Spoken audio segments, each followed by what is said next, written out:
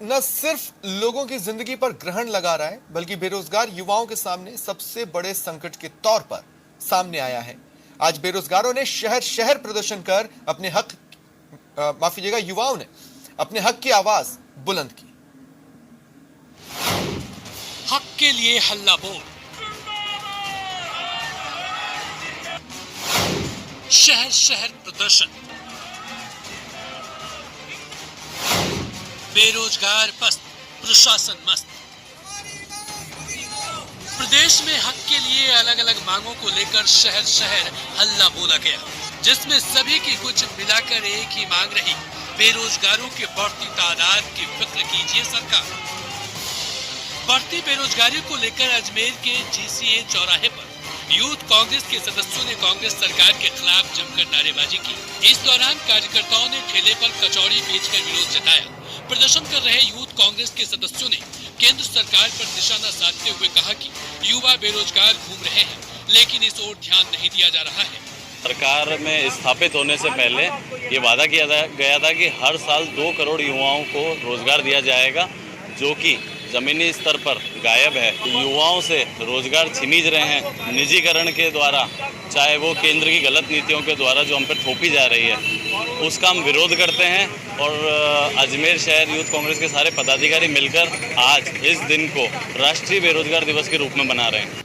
उधर कोटा में कलेक्ट्रेट पर राजस्थान बेरोजगार एकीकृत महासंघ के बैनर तले बेरोजगार युवाओं ने प्रदेश सरकार के खिलाफ प्रदर्शन किया और ऊर्जा, जलदाय, जल संसाधन विभाग में तकनीकी सहायक पदों में बढ़ोतरी, आयु सीमा में छूट समेत कई मांगे की। कलेक्टर को मुख्यमंत्री के नाम ज्ञापन भी सौंपा।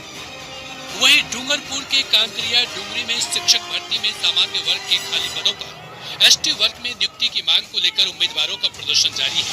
गौरतलब है कि शिक्षक भर्ती 2018 के तहत टीएसपी क्षेत्र में 1167 सामान्य वर्ग के पद खाली रह गए थे। एसटी वर्ग के उम्मीदवार उन खाली पदों पर नियुक्ति की मांग कर रहे हैं।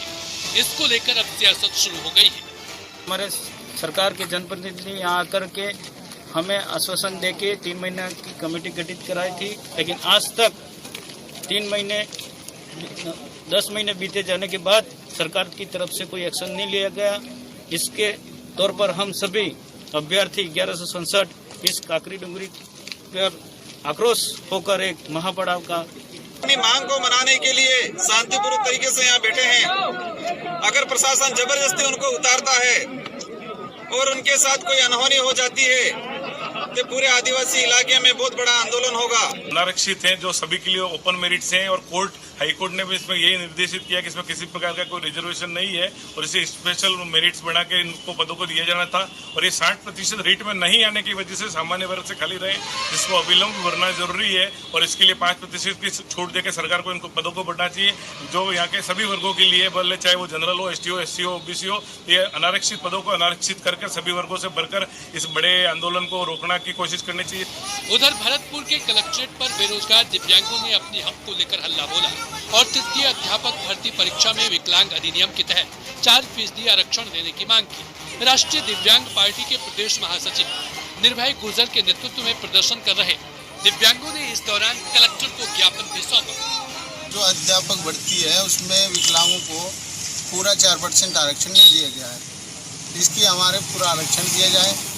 इस तरह शहर शहर रोजगार की अलग अलग मांग को लेकर सड़क पर उतरे युवाओं ने हक के लिए हल्ला बोला, अपनी आवाज बुलंद की। Bureau report, news 18 Rajasthan. Barmer में टीचर पर हमले के आरोपी अरेस्ट, पुलिस